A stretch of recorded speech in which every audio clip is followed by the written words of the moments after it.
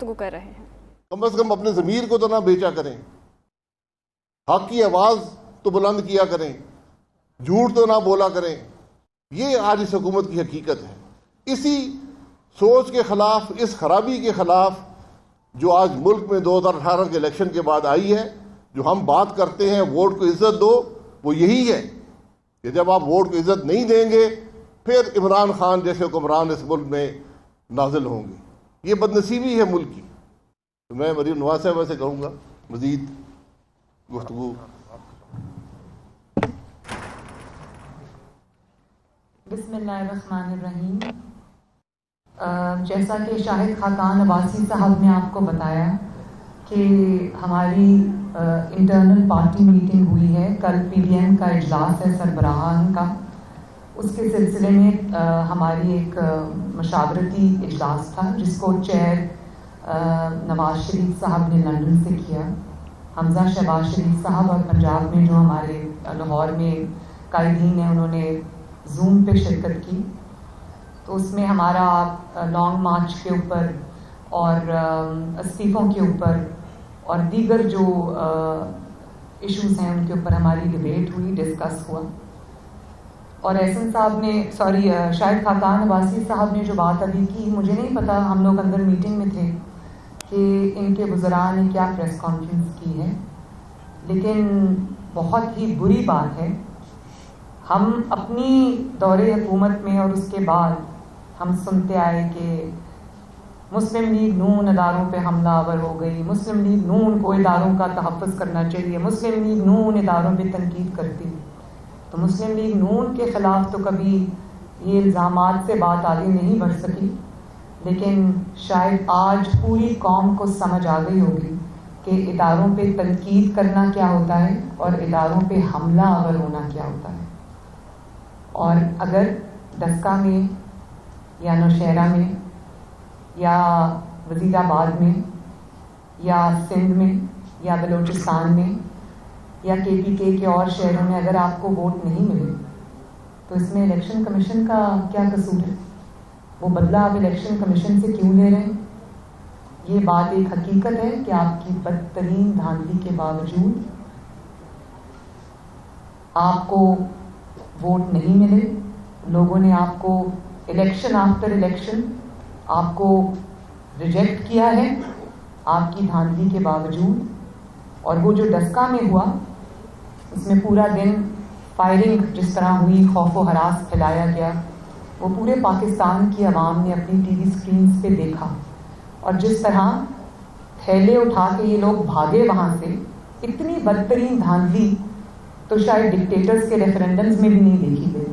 اور اس کے بعد آپ کا تب بھی بس نہیں چلا، تب بھی آپ کے ووٹ پورے نہیں ہوئے، تو آپ نے 20 پریزائڈنگ آفیسرز اغوا کر لیے، اور بجائے اس کے کہ آپ اس کی معافی مانگتے، ایک ادارے پر حملہ آور ہونے کی معافی مانگتے، اس کے لوگوں کو حبس بے جا میں رکھنے کی معافی مانگتے، ان کو 14 گھنٹے اغوا رکھنے کی معافی مانگتے، آپ الٹا ادارے پر حملہ آور ہو گئے۔ اور جس ادارے کو آپ نے خود، جس کے اراکین کو آپ نے خود اپوائنٹ کیے، تو اب پوری پاکستان کو سمجھ آ گئی ہے کہ پولیس کیا ہوتے ہیں، اداروں پر حملہ کرنا کیا ہوتا ہے۔ اور جب ایک الیکشن کی بات آتی ہے تو تب جو بھاشن آپ پوری دنیا کو دیا کرتے تھے وہ کس طرح ہوا میں تحلیل ہو جاتا ہے، یہ پوری دنیا نے آج اپنی آنکھوں سے دیکھا۔ تو شرم آنی چاہیے آپ کو۔ جی اور کیا؟ یہ بتائیے گا کہ آج ایک چیز یہ بتائیں کہ کیا نون لیگ استعفے دے رہی ہے، اور کیا مولانا فضل الرحمان کو آپ کی طرف سے انتظامی کروائی گئی ہے، اور میاں صاحب کی طرف سے کہ تمام جو نون لیگ کے استعفے ہیں ہم ان کو دینے جا رہے ہیں؟ اس کے ساتھ ایڈ کر لیں، ایک سیکنڈ، نہیں ایڈ نہیں، شکریہ، باری باری آپ کو ابھی میں، آپ اس کے بعد سوال کر لیجیے گا۔ یہ ڈسکشن ہماری جاری ہے اور کل پی ڈی ایم میں بھی اس چیز کو ڈسکس کیا جائے گا اور اس کو پھر فائنلائز کریں گے انشاءاللہ۔ یہ ڈسکشن ابھی ہماری جاری ہے۔ آپ بتائیے۔ آپ یہ کہتی کہ آپ نے سنا نہیں کہ حکومت نے کیا کہا الیکشن کمیشن سے، ان کا یہ کہنا ہے کہ ان کے مطابق ہو گئے کہ اپنی ذمہ داری پوری کرنے میں ہم ان کے اوپر ناکام رہے ہیں۔ ان کا سوال اسی حوالے سے کہ اگر ایسا موقع آتا ہے کہ میاں صاحب نے مکمل مینڈیٹ مولانا صاحب کو دے دیا تو پیپلز پارٹی کہاں؟ یہ بھی کل کے اجلاس کے بعد کافی کلیئر ہو جائے گا کہ کیا کنسنسس ہوتا ہے اور کون سی جماعت کہاں کھڑی. اور ای سی پی کے بارے میں جو آپ نے مجھ سے سوال کیا اس کا جواب میں پہلے دے چکی ہوں. جی یہ بتائیے گا کہ بھیا صاحب جو ہے وہ کشتیاں جلا کر نکلے ہیں اور ایک آواز اٹھائی ہے, آپ یہ آواز اٹھائیے, ان کی آواز آپ کی ابھی اٹھائی جا رہی ہے, ماضی میں ہم انسان نہیں کرتے. تو پیپلز پارٹی اسپیس کھول رہی ہے, بٹ ہوا کیا ہے کہ لانگ مارچ سے بھی وہ کا شکار ہے, پیچھے مولانا فضل اللہ نے آج کو کہہ دیا کہ اس کے بغیر لانگ مارچ غیر موثر ہو, اس میں کیا کہیں گے؟ سب سے پہلے تو آپ نے کہا کہ جتنی توانا آواز اب اٹھ رہی ہے وہ ماضی میں شاید کبھی اٹھی نہیں. تو اس کے دو مطلب ہیں. اس کا ایک مطلب تو یہ ہے کہ آواز اٹھ بھی رہی ہے اور سنی بھی جا رہی ہے. تکلیف آواز اٹھنے کی نہیں ہے جتنی آواز کی عوام کے اندر پذیرائی کی ہے, اور عوام نے جس طرح اس آواز کے ساتھ آواز ملائی ہے ظلم اور انتقام کے باوجود. آئی تھنک یہ بہت حوصلہ افزا بات ہے, اور اسی سے پتہ چلتا ہے کہ پاکستان اب کسی بہتر مستقبل کی طرف بڑھے گا. اور یہ ہم سب کی ذمہ داری ہے کہ ہم پاکستان کو ایک سویلین سپریمیسی جہاں ہو, جہاں اچھی جمہوریت ہو, جہاں ووٹ کی عزت ہو, جہاں ایسے حکمرانوں کو انسٹال نہ کیا جائے, نہ سروں پہ مسلط کیا جائے جو کرکٹ کھیلتے کھیلتے اٹھ کر اور اچانک آ کر 22 کروڑ افراد کی قسمتوں کے مالک بن جائیں اور ان کی زندگیاں تباہ و برباد کر دیں مہنگائی اور لاقانونیت سے اور اپنی جو نااہلی اور نالائقی سے. تو اس چیز کا ہمیشہ کے لیے سد باب ہونے جا رہا ہے, جو کہ ایک بہت خوشائن بات ہے. اور بطور ینگر جنریشن کے پاکستان کے اندر میں اس چینج کو سمجھتی ہوں کہ یہ پاکستان کے فیوچر کے لیے بہت اچھا ہے, پاکستان کی ترقی کا راستہ ہے. دوسرا سوال آپ نے کیا پوچھا؟ جی استعفوں کا معاملہ ابھی کل کلیئر ہو جائے گا نا. کل کا اجلاس آئی تھنک اس لحاظ سے بہت اہمیت کا حامل ہے.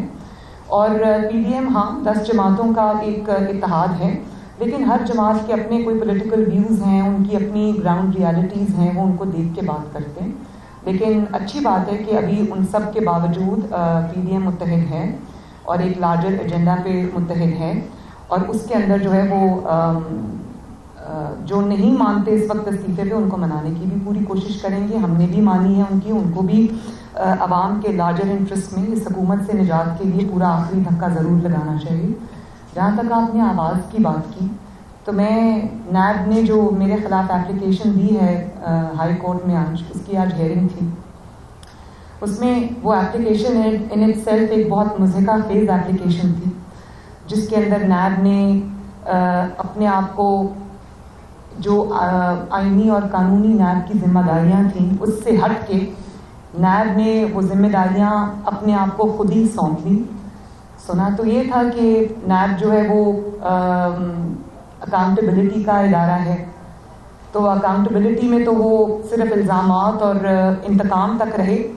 پولیٹیکل انجینئرنگ کا ادارہ رہا وہ, اس میں وہ ناکام ہو گئے. جب کوئی ان کو, یہ میرے ساتھ جتنے بھی لوگ کھڑے ہیں سب نیب بھگت آئے ہیں الحمدللہ, سرخرو ہوئے, کوئی الزام ثابت نہیں ہوا. تو اس میں جب وہ فیل ہو گئی بری طرح, تو اب نیب نے ایک ٹھیکیداری خود ہی اپنی وہ ٹھیکہ اٹھا لیا ہے, اور وہ یہ ہے کہ اب وہ سیاستدانوں کے اور عوامی نمائندوں کے بیانات بھی جانچا کرے گا.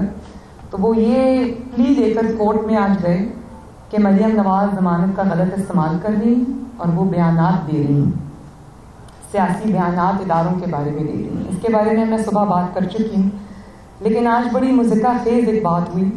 جب ان کو کورٹ نے یہ پوچھا, میں نے ریمارکس سنے, تو انہوں نے کورٹ میں یہ پوچھا کہ آپ کہاں سوئے ہوئے تھے, آپ کو 1.5 سال بعد اچانک یاد آیا کہ اس کی ضمانت جو ہے وہ کینسل ہونی چاہیے, اور آپ نے کیوں یہ بات پہلے نہیں کی.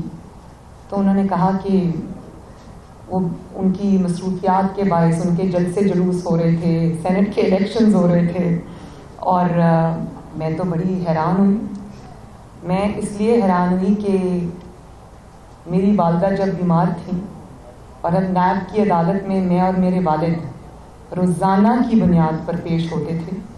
8 مہینے یہ سلسلہ چلتا رہا, اور اس میں جب میری والدہ کو کینسر ہوا اور ان کے جو سرجریز ہوئی, اس کے بعد ان کی جب حالت خراب ہوئی, تو ہم نے نیب کورٹ سے اجازت مانگی کہ ہمیں اپنی والدہ کے 1 हफ्ते की छुट्टी दी जाए ताकि हम अपनी वालदा की इयादत कर सकें।